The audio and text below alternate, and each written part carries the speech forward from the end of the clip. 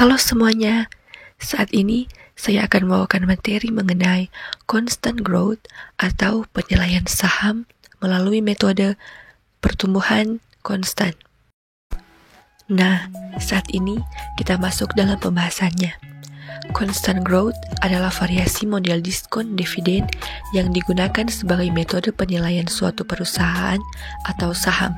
Variasi ini mengasumsikan dua hal, yaitu tingkat pertumbuhan tetap dan tingkat diskonto tunggal. Tingkat pertumbuhan ini adalah kenaikan suatu hal yang berbentuk angka presentase dari satu periode waktu ke periode waktu selanjutnya. Nah, presentase pertumbuhan ini juga digunakan untuk berbagai kebutuhan seperti kinerja perusahaan, pertumbuhan ekonomi negara, hingga tingkat pertumbuhan penduduk. Sedangkan diskonto ini sendiri yaitu bunga yang dibayarkan oleh peminjam pada saat menerima pinjaman. Proses perhitungan diskonto menggunakan sistem bunga tunggal, sehingga untuk menghitung besarnya diskonto hampir sama dengan perhitungan besarnya bunga tunggal jika besarnya pinjaman dan persen diskontonya diketahui. Constant growth model atau dikenal juga dengan nama Gordon Growth Model adalah pendekatan yang paling umum digunakan untuk menilai valuasi saham. Nah, mengapa perlu kita untuk menilai valuasi saham? Karena dalam pengertiannya, valuasi saham adalah proses penilaian atas harga suatu saham perusahaan. Dengan mengetahui valuasi saham, maka investor dapat menentukan harga wajar ataupun nilai intrinsik suatu saham. Namun, valuasi saham ini berbeda dengan harga saham. Sehingga pada pendekatan Gordon Growth Model ini diasumsikan bahwa dividen saham suatu perusahaan akan tumbuh pada rate yang tetap setiap tahunnya. Nah, berikut ini kita melihat bahwa DT sama dengan D0 dikalikan dengan 1 tambah G pangkat T, di mana DT ini adalah dividen pada tahun ke T. Dan D0 ini adalah dividen saat ini dikalikan dengan 1 tanpa G, yaitu growth dipangkatkan dengan T. Jika dimasukkan dalam rumus dasar valuasi saham seperti yang telah dijelaskan sebelumnya, kemudian disederhanakan, maka rumus valuasi saham dengan pertumbuhan tetap atau constant growth adalah sebagai berikut, yaitu P0 sama dengan D1 per RS kurang G, di mana P0 yaitu value of common stock atau nilai saham biasa, dan D1 yaitu per share dividend expected at the end of year 1 atau dividen per saham yang diharapkan pada akhir tahun pertama. Kemudian RS yaitu Required Return on Common Stock atau pengembalian yang diminta atas saham biasa, dan G yaitu Constant Rate of Growth in Dividends atau tingkat pertumbuhan dividen yang konstan. Kemudian di sini ada sebuah contoh. Sebuah saham membayarkan dividen 500 dan diperkirakan dividen akan tumbuh 5% per tahun sampai tak terhingga. Jika tingkat pengembalian yang disyaratkan investor 20%, maka hitunglah nilai intrinsik saham tersebut. Di sini penyelesaiannya yaitu menggunakan rumus PV sama dengan D0 1 tambah G per KS kurang G sama dengan 500 dikali dengan 1,05 per 0,2 dikurangi 0,05 dan mendapatkan hasil 3.500. Berarti nilai intrinsik dari saham tersebut adalah 3.500. Lanjut dalam pembahasan. Model pertumbuhan constant growth ini menilai saham perusahaan menggunakan asumsi pertumbuhan konstan dalam pembayaran yang dilakukan perusahaan kepada pemegang saham ekuitas biasa.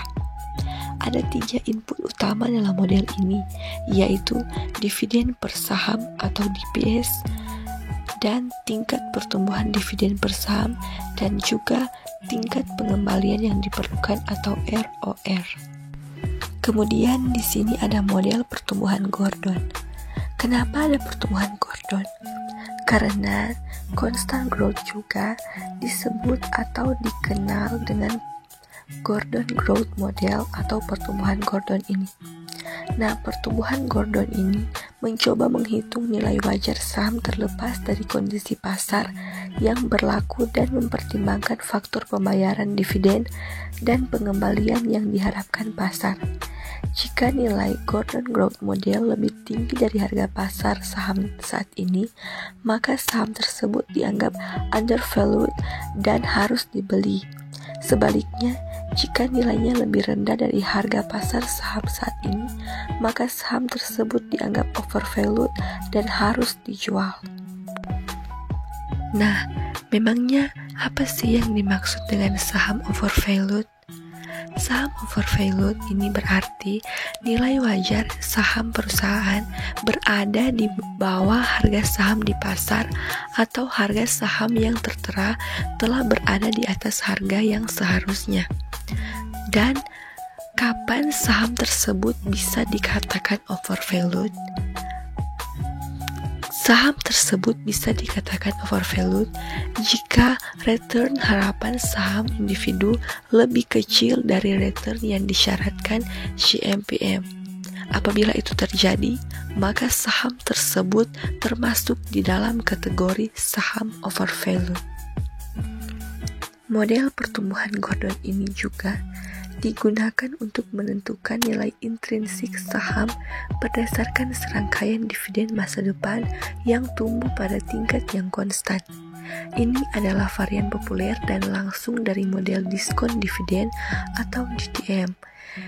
Gordon Growth Model ini mengasumsikan bahwa dividen tumbuh pada tingkat yang konstan selama-lamanya dan memecahkan nilai sekarang dari seri dividen masa depan yang tak terbatas. Dan kita lanjut masih dalam pembahasan model pertumbuhan Gordon. Model pertumbuhan Gordon ini mengasumsikan juga bahwa perusahaan ada selamanya dan ada pertumbuhan konstan dalam dividen ketika menilai saham perusahaan. Gordon Growth Model ini bekerja dengan mengambil serangkaian dividen tak terbatas per saham dan mendiskontokannya kembali ke masa sekarang menggunakan tingkat pengembalian yang disyaratkan. Gordon Growth Model sangat ideal untuk perusahaan dengan tingkat pertumbuhan yang stabil mengingat asumsi pertumbuhan dividen yang konstan.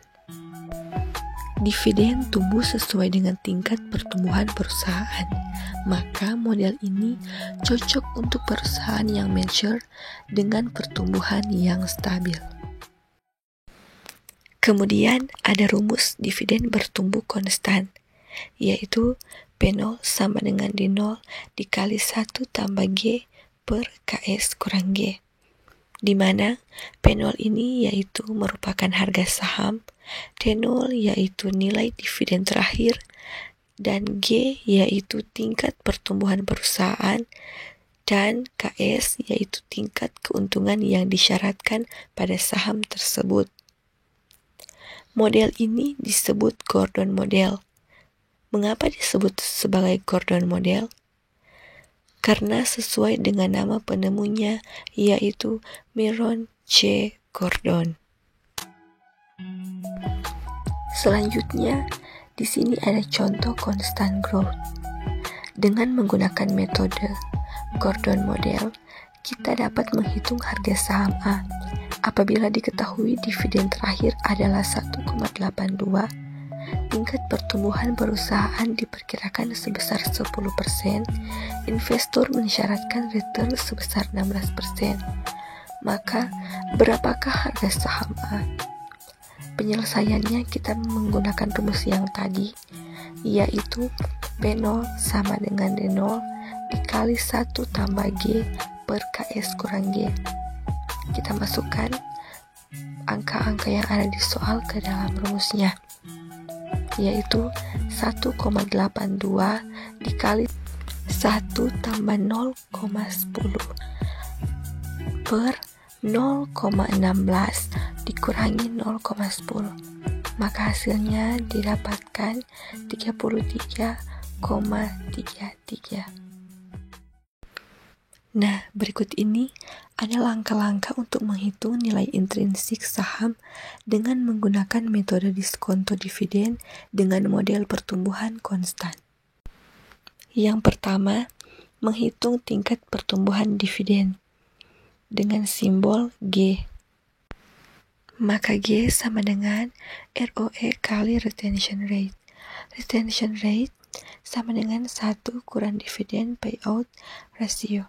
Dividen payout ratio sama dengan dividen per share atau DPS per earning per share atau EPS, di mana G sama dengan tingkat pertumbuhan dividen, ROE yaitu laba bersih atas modal sendiri, DPS yaitu dividen yang dibagikan per lembar saham, dan EPS yaitu earning yang didapatkan per lembar saham.